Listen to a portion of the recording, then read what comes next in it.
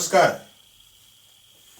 दोस्तों, आज हम अगला चैप्टर करेंगे क्लास 6 की साइंस का, और वो भी फूड से ही रिलेटेड है, हमारे भोजन से ही संबंधित है। पिछली बार आपको याद हो, हमने ये पढ़ा था कि भाई हम भिन्न भिन्न तरह का भोजन खाते हैं। मौसम के हिसाब से भी बदलता है, सुबह शाम के भी हिसाब से बदलता है, और देश के भाग से भी बदलता है। उसमें से कुछ हमारा खाना पौधों से आता है, दूसरी तरह का कुछ खाना ऐसा है जो जंतुओं से आता है। फिर हमने ये भी देखा था कि जंतु भी पौधों को ही खाते हैं, और जो अल्टीमेट सोर्स है फूड का वो पौधे ही हैं, और पौधे अपने अंदर ही भोजन को बनाते हैं, उसी में से हम शेयर करते हैं। फिर हमने ये देखा था कि पौधों से जो हमें भोजन मिलता है वो उसके भिन्न भिन्न भागों से मिलता है। जैसे गाजर और मूली हमें पौधे की जड़ से मिलते हैं, शकरकंदी और आलू पौधे के तने से मिलते हैं। इस तरह से गन्ना भी पौधे का तना ही होता है।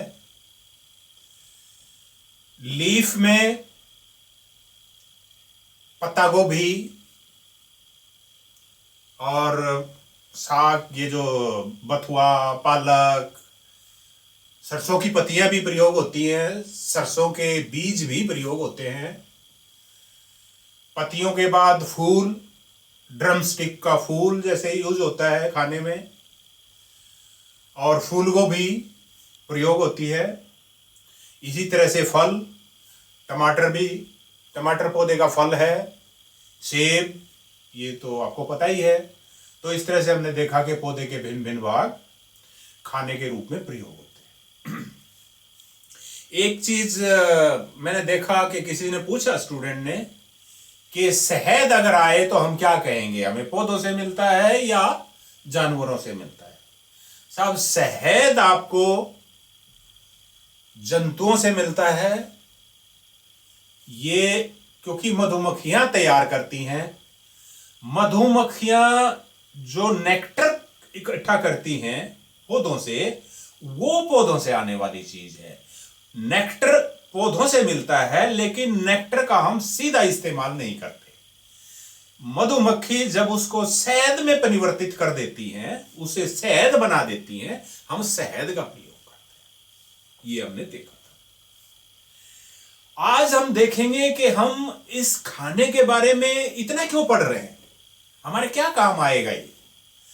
देखो दोस्तों, आपको पता है कि हमारा शरीर भी एक मशीन है। हर रोज हम कितने काम करते हैं, चलते हैं, फिरते हैं, दौड़ते हैं, खेलते हैं। तो इस सब कामों में ऊर्जा खर्च होती है, एनर्जी खर्च होती है। जैसे गाड़ी कोई भी आप चलाएंगे, मोटरसाइकिल चलाएंगे, कार चलाएंगे, कोई भी गाड़ी चलती है, उसमें ईंधन की जरूरत होती है, उसमें फ्यूल की जरूरत होती है। इसी तरह से हमारे शरीर को भी ईंधन की जरूरत होती है, और वो ईंधन, हमारा खाना उस ईंधन का काम करता है। अब आप कहेंगे कि साइकिल चलाने में तो नहीं चाहिए ईंधन। साइकिल चलाने में भी ऊर्जा खर्च होती है। वो ऊर्जा हम अपने शरीर से देते हैं, अपने पैरों से देते हैं, और हमें वो ऊर्जा जो हमने साइकिल चलाने में लगाई, वो हमें खाने से मिलती है। तो एक तरह से ये समझ ले कि जो साइकिल चलाने में ऊर्जा खर्च हो रही है, वो भी हमें अपने भोजन से मिल रही है। शायद आपको ये क्लियर होगी चीज। वैसे भी आपने एहसास किया होगा कि अगर आप खूब खेल के आते हैं तो आपको खाने की जरूरत महसूस होती है, और ना मिले तो फिर आप पड़ जाते हैं, उठ ही नहीं पाते हैं, थक जाते हैं, और कितने दिन जिंदा रहेंगे बगैर खाने के। इसलिए खाने का महत्व है। पढ़ाई इसको इसलिए जा रहा है क्योंकि हमारा जो खाना है उसमें कई तरह की चीजें होती हैं। उसके जैसे हमने देखा था कि जो रोटी है, रोटी में जो इंग्रेडिएंट है, अवयव है, जो जिससे वो रोटी बनती है, वो पानी है और आटा है। लेकिन आटे के अंदर क्या है वो भी हमें देखने की जरूरत है। आपको पता है कि आटा जो होता है, आटे को आप छोटे से छोटा टुकड़ा उठा के देखो, एक कण उठा के देखो आटे का, वो सारे कण एक जैसे हैं, लेकिन उस आटे के एक छोटे से कण के अंदर भी क्या है ये वैज्ञानिकों ने हमें बताया। उन्होंने लेबोरेटरी में टेस्ट किए और उन्होंने बताया कि इसके अंदर ये है। फिर उन्होंने चावल को पीसा, छोटे छोटे जो कण बने उसको भी लेबोरेटरी में देखा, उससे भी पता लगा कुछ चीजों का। फिर दाल को देखा। इसी तरह से भोजन के जितने भी इंग्रेडिएंट्स होते हैं जो आदमी खाता है, सबको वैज्ञानिकों ने कहीं ना कहीं लेबोरेटरी में टेस्ट करके देखा कि उसके अंदर क्या क्या है, और जो उसके अंदर चीजें मिली उनको एलिमेंट्स कहा गया।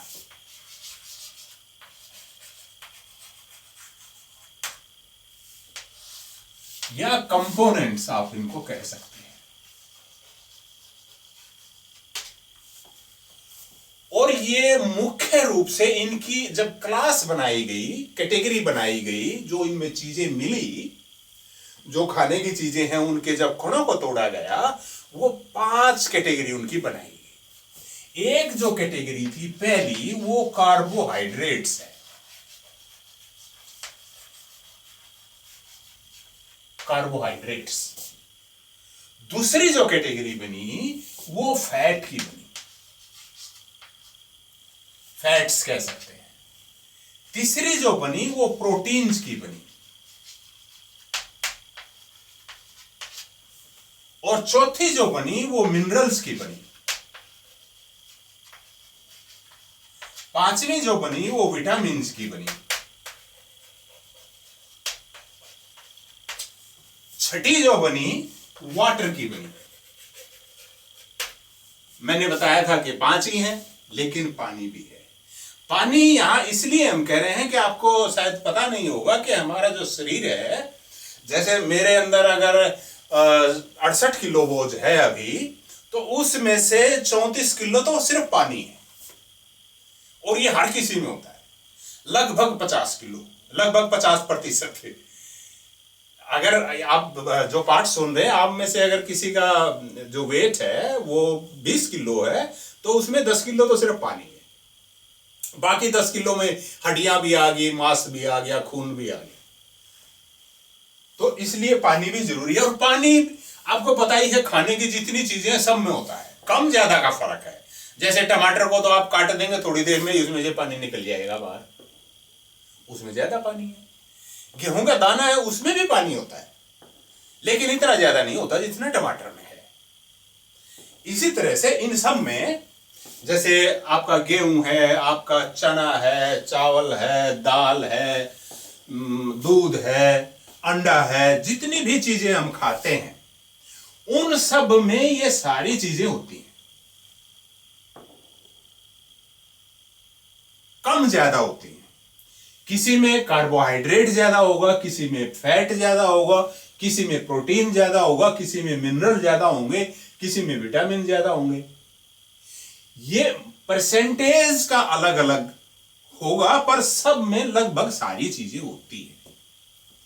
लेकिन अब हमें अगर यह पता हो कि कौन से खाने में कार्बोहाइड्रेट ज्यादा है, तो अगर हमें कार्बोहाइड्रेट चाहिए तो हम उस खाने को ज्यादा ले लेंगे।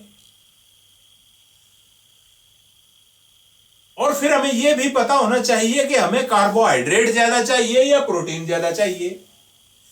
इसलिए हम पहले यह देखेंगे कि कार्बोहाइड्रेट से हमें क्या मिलता है, फैट से क्या मिलता है, इन सब का देखेंगे कि किससे हमें क्या चीज मिलती है, इनमें से कौन सी चीज हमें किस काम आती है। फिर हम ये देखेंगे कि इस तरह का खाना लेना हो तो ये कार्बोहाइड्रेट हमें चाहिए, तो किस तरह का खाना लें, कौन सी चीज ज्यादा खाएं, ये चाहिए तो कौन सी चीज खाएं ज्यादा, वो अब हमें देखेंगे। आप देखिए, कार्बोहाइड्रेट को एक एक करके देखते हैं। कार्बोहाइड्रेट कई तरह का होता है। जो मोटे तौर पे होता है वो 2 है, एक स्टार्च और एक शुगर। दो ये मोटे टाइप हैं इसके कार्बोहाइड्रेट के। स्टार्च, मोटा आइडिया मैं आपको दूं स्टार्च क्या होता है। अगर आपको ध्यान हो, कभी चावल बनते हुए घर में देखा हो, नहीं देखा हो तो देख लेना अब की बार जब बने, या चावल के दाने को चबा के देखना, चबाते जाना जब तक उसमें लार नहीं बन जाए और वो मीठा लगने लगेगा। फिर आपको वो जो चावल के दाने को बार बार चबाने से और उसमें लार मिलाने से जो चीज बनी है वो स्टार्च है। इसी तरह से चावल को जब आप पानी में उबाल देते हैं तो वो जो पानी थोड़ा बहुत बचता है आखिर में, उस चावल में से स्टार्च निकल के पानी में घुल जाता है। और जिनको नहीं पता है पकाने वालों को, वो उस पानी को फेंक देते हैं। यानी चावल से जो हमें मिलना चाहिए था वो हमने पानी में मिला के बाहर फेंक दिया। उस खाने का कोई फायदा नहीं। इसलिए हमें यह भी पता होना चाहिए कि कौन सा खाना लें ताकि अच्छा खाना मिले, अच्छी हमें हमारी सेहत ठीक रहे, बल्कि यह भी पता होना चाहिए कि खाने को कैसे पकाएं। क्योंकि जब खाने को हम पकाते हैं, पकाने से कई चीजें खत्म हो जाती हैं गर्म होने से। इसका मतलब यह हुआ कि जो चीजें कच्ची खाई जा सकती हैं उनको हम पकाएं क्यों? क्योंकि उनका पकाने से कुछ ना कुछ तो खत्म हो जाएगा। इसलिए सलाद कुछ लोग खाते हैं, कच्चे प्याज को खाएंगे, कच्चे टमाटर को खाएंगे, सलाद को खाते हैं, ककड़ी को खाएंगे। दूसरा, पकाने का तरीका ठीक होना चाहिए। यानी कुछ चीजें ऐसी हैं जो पानी में घुलती हैं, कुछ विटामिन ऐसे होते हैं जो पानी में घुल जाते हैं। अगर आपने ऐसी चीज को काटा, काटने के बाद धोया, तो जो पानी धोने के साथ बाहर जाएगा वो उसमें से किसी चीज को निकाल के ले जाएगा। इसलिए आप पहले उसको धो लें, फिर आप उसको काटें और फिर उसमें इतना ही पानी डालें जितना उसको पकाने के लिए जरूरी है। या फिर अगर ज्यादा डल भी गया है तो उस पानी को फेंके ना, क्योंकि फेंक दिया तो उसमें कुछ ना कुछ घुल के चला जाएगा। खैर, ये बात तो हुई। अब देखिए कि स्टार्च क्या होता है। ये मैंने बता दिया कि जो चावल वगैरह है, इन चीजों में जो पानी में घुल जाता है पकाने से, वो स्टार्च है। बेसिकली चावल में स्टार्च काफी ज्यादा होता है। दूसरा, शुगर आपको पता ही है। जैसे गन्ना है, गन्ने में जो रस होता है उसमें शुगर होती है। तो जो अनाज है, अनाज के अंदर स्टार्च ज्यादा होता है और जो मीठी चीजें हैं उनमें शुगर ज्यादा होती है। फलों में भी शुगर होता है। तो ये तो हुआ कार्बोहाइड्रेट किन चीजों में है। अब इसका ये देख लें कि ये किस काम आता है। कार्बोहाइड्रेट से साहब हमें ताकत मिलती है, और वो ताकत मिलती है जो हम हर रोज खर्च करते हैं। यानी जैसे भागते हैं, चलते हैं, खेलते हैं, उसमें जो ताकत खर्च, साइकिल चलाने की बात हुई थी जैसे, उसमें जो ताकत हमें चाहिए शरीर को, वो हमें कार्बोहाइड्रेट से मिलेगी। इसका मतलब यह भी हुआ कि ये चीजें हमें खानी चाहिए। अब इनमें भी ये फर्क है कि जो शुगर है, शुगर से हमें जल्दी मिलेगा खाना, लेकिन वो जल्दी ही खत्म हो जाएगा फिर। और स्टार्च से जो खाना मिलेगा वो धीरे धीरे हमें मिलेगा और ज्यादा देर तक चलेगा। इसलिए आपने देखा होगा कि हम चीनी एक बार खा के और थोड़ी देर बाद फिर चाहिए हमें कुछ खाने को, लेकिन अगर रोटी खा लें या चावल खा लें तो काफी देर तक फिर हम रह सकते हैं, क्योंकि वो धीरे धीरे हजम होता है। ये आ गया कार्बोहाइड्रेट। कार्बोहाइड्रेट अनाज में ज्यादा होता है, ये कह लें आप। जो अनाज वाली चीजें हैं जैसे रोटी है, चावल है, ये। इसलिए आपने देखा होगा, आप कभी भी जब खाना खाते हैं ना, उसमें एक मेन डिश कार्बोहाइड्रेट वाली होती है, ग्रेन्स वाली होती है, अनाज वाली होती है। उसमें अनाज जरूर होगा। और आप ये नहीं कि आपने सिर्फ दाल खा ली, उससे आपका काम नहीं चलेगा। दाल भी चाहिए, लेकिन उसके साथ आपको कार्बोहाइड्रेट भी चाहिए, आपको अनाज भी चाहिए, क्योंकि अनाज से हमें आज वो ताकत मिलेगी जो हम बार बार खर्च करेंगे। अब आया फैट। फैट से भी हमें वही ताकत मिलती है जो हम हर रोज खर्च करते हैं, लेकिन फैट से जो ताकत मिलेगी वो हमें धीरे धीरे मिलेगी। वैसे तो फैट में ताकत बहुत ज्यादा होती है, अनाज में उतनी ज्यादा ताकत नहीं होती जितनी फैट में होती है, लेकिन वो हमें धीरे धीरे मिलती है। और जब तक तो हम रह नहीं सकते। इसलिए अगर हम फैट ज्यादा ले लें, लेना तो हमें कार्बोहाइड्रेट भी पड़ेगा, क्योंकि फैट से तो हमें धीरे धीरे धीरे धीरे एनर्जी मिलेगी, जब तक तो हम भूखे मर जाएंगे। और फैट भी हम फिर भी ले लें ज्यादा फैट, तो क्या होगा, वो फैट हमारे शरीर में इकट्ठी हो जाती है और वैसे मोटे हो जाएंगे। आपने देखा होगा कई बच्चे बहुत मोटे होते हैं ऐसे, वो फैट ज्यादा ले लेते हैं, फैट वाली चीजें खाएंगे। अब वो फैट इतनी कंज्यूम तो होती नहीं है, अगर वो खूब एक्सरसाइज करते रहे दबा के, फिर तो वो फैट जो उनको ली है उन्होंने वो खर्च होती रहेगी। लेकिन अगर वो खर्च ना हो तो वो बॉडी में डिपॉजिट हो जाती है, लेयर बन जाती है हमारी ऊपर, शरीर के ऊपर। वैसे कुछ तो लेयर होनी ही चाहिए, इसलिए हमें कुछ फैट तो चाहिए ही चाहिए, लेकिन ज्यादा फैट से हमें नुकसान होगा, क्योंकि वो हमारे शरीर पे डिपॉजिट हो जाएगी। एक और काम है फैट का, कि जो हमारे शरीर पे इकट्ठी हो जाती है ना, वो हमारे इमरजेंसी में काम आती है, जो कि इमरजेंसी हम नहीं सोचते कि कभी आनी चाहिए। मान लिया बहुत दिनों तक हमें खाना ना मिले, तो हमारा शरीर, जो शरीर में वो चर्बी इकट्ठी हुई है, जो फैट इकट्ठी हुई है, उससे खाना लेता रहेगा और हम बहुत दिनों तक मरेंगे नहीं, बहुत दिनों तक सरवाइव कर सकते हैं। एक और तीसरा फायदा इसका यह है कि ये कुछ चीजों को फैट अपने अंदर घोल के, 2 विटामिन होते हैं, 2 नहीं 4 होते हैं, जिनको ये अपने अंदर घोल के शरीर में ले जाता है और खून में मिलाता है। वो फैट से ही होता है। अगर हम फैट नहीं लेंगे तो वो विटामिन हमारे अंदर एब्जॉर्ब नहीं हो पाएंगे हमारे खून में। और विटामिन वाला जब चैप्टर करेंगे तब हम बताएंगे कि कौन से विटामिन ऐसे हैं जो फैट में घुल के हमारे खून में मिलते हैं। 2 विटामिन ऐसे हैं जो पानी में घुल के मिलते हैं हमारे शरीर में, और वो हर रोज बाहर निकल जाते हैं, फालतू हमारे शरीर में इकट्ठे नहीं होते, जो पानी वाले हैं। ये हो गया फैट का काम। अब आ गया प्रोटीन का। अच्छा, इनको, ये दोनों जो चीज हैं, कार्बोहाइड्रेट और फैट, इनको एनर्जी गिविंग फूड बोलते हैं, क्योंकि अभी मैंने बताया कि ये हमें एनर्जी देते हैं।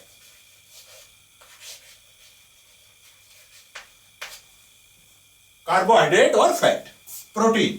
प्रोटीन हमारे शरीर में 2 काम करता है। एक तो जो शरीर की कोशिकाओं में, शरीर के किसी भी हिस्से में कोई टूट फूट होती है, उसको रिपेयर करता है। रिपेयर एंड मेंटेनेंस का काम है इसका। दूसरा, ये नया जो शरीर है उसका निर्माण भी करता है, यानी हमें लंबा होने में, हमें मोटा होने में, हमारे मसल्स बनाने में भी हेल्प करता है प्रोटीन। इसीलिए प्रोटीन उन लोगों के लिए बहुत जरूरी है, उन बच्चों के लिए जो अभी ग्रो कर रहे हैं। यानी जब तक आदमी ग्रो करता है, जब तक आदमी लंबाई में बढ़ता है, बड़ा होता है, उसके लिए प्रोटीन ज्यादा चाहिए। तो बच्चों के लिए प्रोटीन की ज्यादा जरूरत है, बड़ों की बजाय। बड़ों को भी चाहिए पर कम चाहिए, बच्चों को ज्यादा चाहिए। बच्चों को कार्बोहाइड्रेट भी ज्यादा चाहिए, क्योंकि वो ज्यादा खर्च करते हैं, ज्यादा खेलते कूदते हैं। लेकिन यह नहीं है कि आप कार्बोहाइड्रेट भी ज्यादा ले लो, प्रोटीन भी ले लो और खेलो नहीं कुछ भी, और भागो नहीं, दौड़ो नहीं, उसको खर्च नहीं करो। फिर तो आप कंप्यूटर के आगे बैठे रहें। गेम भी खेलना तो कंप्यूटर का ही गेम खेलो, तो आप एनर्जी तो खर्च कर नहीं रहे, खा उतना ही रहे हैं, इसलिए आप मोटे हो जाओगे। तो कंप्यूटर के गेम छोड़ दो, बाहर जाके गेम खेलो, ताकि आपका शरीर भी बने। इसलिए मम्मी पापा आपको टोकते भी होंगे कि कंप्यूटर के आगे बैठे रहते हो आप। उसका कारण यही है, क्योंकि उससे शरीर नहीं बनेगा। आपको खाना आप खाओगे, लेकिन उसका फायदा नहीं होगा, ताकत नहीं बनेगी उससे। खाना सिर्फ खाने से पर्पस नहीं है, उस खाने का इस्तेमाल भी तो होना चाहिए ना, तभी तो शरीर बनेगा। प्रोटीन हमें किन चीजों से, फैट के, अच्छा कार्बोहाइड्रेट हमने बताया किन चीजों से मिलता है, अनाज से मिलता है और मीठे से मिलता है। फैट हमें बटर से मिलता है, बटर तो होता ही फैट है, घी, तेल, ये फैट है। प्रोटीन अब हमें कहां से मिलता है? देखिए, प्रोटीन के जो मेन सोर्स है वो मिल्क और मिल्क प्रोडक्ट है, मिल्क एंड इट्स प्रोडक्ट्स। दूध है, जैसे दूध से पनीर बनता है, मक्खन बनता है, लस्सी बनती है, छाछ भी जिसको बोलते हैं, तो ये इनसे मिलता है। और अंडे में भी होता है, मीट में भी होता है, फिश में भी होता है प्रोटीन, और दालों में भी होता है। सभी तरह की दालें। यानी ये नहीं है कि अगर आप वेजिटेरियन हैं तो आप प्रोटीन नहीं ले सकते, ले सकते हैं फिर भी। मिल्क और इसके प्रोडक्ट्स हैं, पल्सेस हैं, और जो नॉन वेज हैं उनके लिए तो है ही, कुछ भी खाओ। ये प्रोटीन वाली चीज है। अब मिनरल्स, मिनरल जैसे आयरन, आयोडीन, कैल्शियम, फास्फोरस, ये मेन है मिनरल जो इनकी हमारे शरीर को जरूरत होती है। ये भी वही काम करते हैं जो प्रोटीन करते हैं, रिपेयर और मेंटेनेंस का काम करते हैं हमारे शरीर में, शरीर को बनाने में भी काम करते हैं। जैसे कैल्शियम और फास्फोरस दो ऐसे मिनरल हैं जो हमारी हड्डियों को बनाते हैं और दांतों को भी बनाते हैं। अगर आप कैल्शियम और फास्फोरस कम लेंगे तो आपके दांत भी कमजोर रह जाएंगे, आपकी हड्डियां भी कमजोर रह जाएंगी। तो ये मिनरल्स का मतलब है। मिनरल आपको कहां से मिलते हैं? आयरन जो है, आयरन आपको लीफी वेजिटेबल से मिलता है, गुड़ से मिलता है, बाजरे से मिलता है, शहद में भी होता है, और जरूरत पड़ने पे तो आयुर्वेद वाले तो आयरन की भस्म भी दे देते हैं और सीधा आप उसको ले सकते हैं, लेकिन वो डॉक्टर की सलाह से ही होता है। खाने के हिसाब से तो आपको आयरन में यही चीजें लेनी है, लीफी वेजिटेबल्स लेनी है, बाजरा, गुड़, शहद, ये चीजें आयरन रिच होती है। आंवला। इसी तरह से मिनरल्स में दूसरा कैल्शियम, कैल्शियम आपको दूध में खूब मिलेगा। फास्फोरस, फास्फोरस आपको आलू में मिलता है। आलू का भी जो छिलका होता है उसके अंदर ज्यादा होता है, इसलिए आलू को आप साफ अच्छी तरह कर ले, लेकिन उसका छिलका ना उतारे, खासकर ताजा अगर आलू है तो। और फास्फोरस, कैल्शियम, आयरन हो गया। आयोडीन, आयोडीन भी बहुत जरूरी है। आयोडीन उन सब्जियों में होता है जो गांठ वाली होती हैं, जो जमीन के नीचे होती है। विटामिन, अब आ गया विटामिन। हम यहां देखेंगे कि कितनी तरह के विटामिन होते हैं और विटामिन का क्या काम है और वो कहां से मिलते हैं। इस पे एक क्वेश्चन आपको लाइफ लॉन्ग फेस करना पड़ेगा। अभी तो आपको टेस्ट में बताना पड़ेगा, फिर आप जब बड़े हो जाएंगे, नौकरी के लिए जाएंगे, कॉम्पिटिटिव टेस्ट में आपसे पूछेंगे कि ये विटामिन कहां से आता है, इस विटामिन में क्या कमी हो जाती है। बेसिकली विटामिन हमारे शरीर की बीमारियों से रक्षा करते हैं, और विटामिन 6 होते हैं, ए, बी, सी, डी, ई और के। ये जो बी है, ये बी अकेला नहीं होता, बी में कई छोटे हैं, जैसे B1, B2, B3, B6, B12, ऐसे। इसलिए इसको बी कॉम्प्लेक्स बोलते हैं। अब एक एक को देखते हैं। देखिए, इसमें पहले तो मैं ये बता दूं कि पानी में कौन से घुलते हैं, ताकि अगर आप कोई ऐसी चीज खाना चाह रहे हैं कि आपको वो विटामिन चाहिए, तो फिर आपको उस चीज को पानी में काट के ना धोएं, क्योंकि वो पानी में बह जाएगी, चीज पानी में घुल के बाहर चली जाएगी। और वो जो दो विटामिन है वो ये है, बी और सी। ये पानी में घुल के हमारे शरीर में जाते हैं और हर रोज जितनी जरूरत है उतने शरीर में रह जाएंगे, बाकी बाहर निकल जाएंगे। इसलिए ये शरीर में इकट्ठे नहीं हो सकते, आपको इनकी डोज हर रोज चाहिए। और ए, डी, ई और के, ये 4 विटामिन ऐसे हैं जो फैट में घुलते हैं, चिकनाई में घुलते और हमारे शरीर में जाते हैं। वहां पर जो इनका काम है वो करते हैं। अब इनका काम देख लिए एक एक। पहले इनमें ये देखेंगे कि विटामिन एक खास किस्म का हमें ना मिले तो उससे क्या बीमारी हमें हो सकती है। फिर हम ये देखेंगे वो विटामिन हमें क्या खाने से मिलेगा।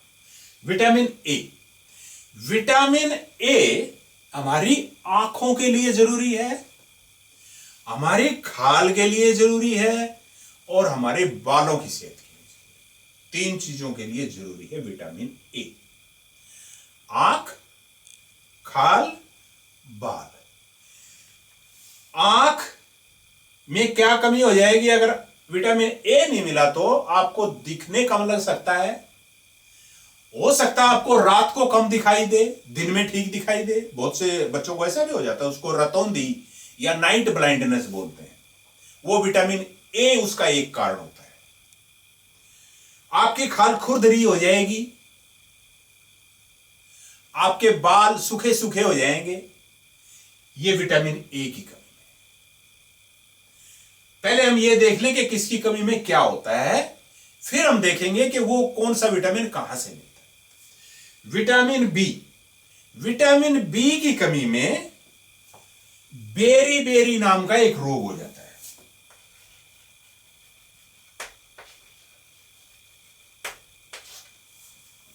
हुआ क्या था एक बार कि आपको पता है कि अभी तो वायुयान है, एरोप्लेन है, पहले शिप से ट्रेवल करते थे लोग एक देश से दूसरे देश जाने में, उसमें महीनों लग जाते थे। वो लोग क्या करते थे कि चावल ले लेते थे बोरी भर के, और चावल ही पकाते थे, चावल ही मिलता था जो शिप में बैठे होते थे। एक बार क्या हुआ कि एक बार क्या कई बार ये नोट किया कि जो लोग शिप में ट्रेवल करते हैं वो बीमार हो जाते हैं, थके थके रहते हैं, शरीर में उनके जो मांसपेशियां हैं वो भी कमजोर हो जाती हैं, उनसे तेज चला भी नहीं जाता, थकावट भी रहती है। तो ये पता लगा कि इनको क्योंकि चावल देते हैं और चावल का छिलका उतरा हुआ होता है, इसीलिए इनको ये बीमारी होती है। फिर पता चला कि चावल के छिलके में विटामिन बी होता है और उस बीमारी का नाम बेरी बेरी रखा गया। जो ऐसे आपकी मांसपेशियां भी थक जाए, आपका शरीर में गुंजाइश भी नहीं रहे, तो उस बीमारी को बेरी बेरी कहते हैं। वो विटामिन बी की कमी में होती है, और विटामिन बी हमें जो अनाज का छिलका होता है उससे मिलता है।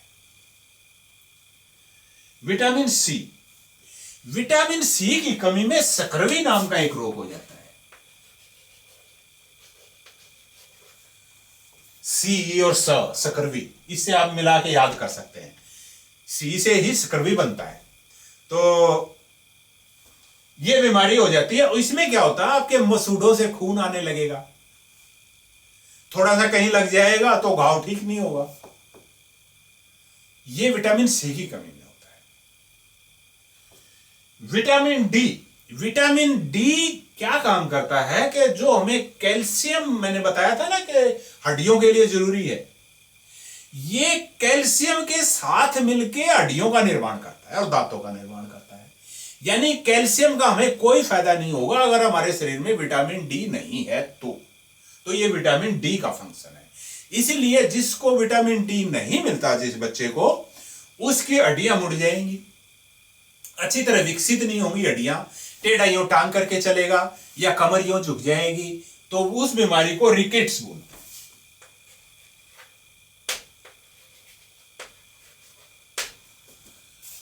विटामिन ई, विटामिन ई की कमी में खाल खराब हो जाती है हमारी।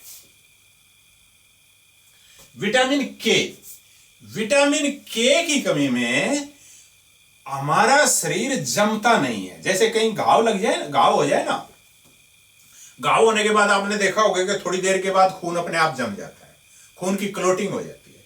लेकिन हमारे शरीर में अगर विटामिन के की कमी हो तो वो क्लोटिंग नहीं होगी। तो ये विटामिन के की कमी में होता है कि आपकी क्लोटिंग ना हो। एक कारण ये होता है उसका कि आपका खून जमे नहीं, एक बार घाव होने के बाद बहता ही रहे। आपने देखा कितनी इंपॉर्टेंट है। तो ये विटामिन हमें जरूर चाहिए, हालांकि थोड़ी मात्रा में चाहिए। अब वाटर और एक और चीज है, उसको देखेंगे। लेकिन अब वीडियो, ये जो कैमरा ये बंद हो गया होगा, इसको मैं एक बार दोबारा ऑन कर दूं, फिर देखेंगे।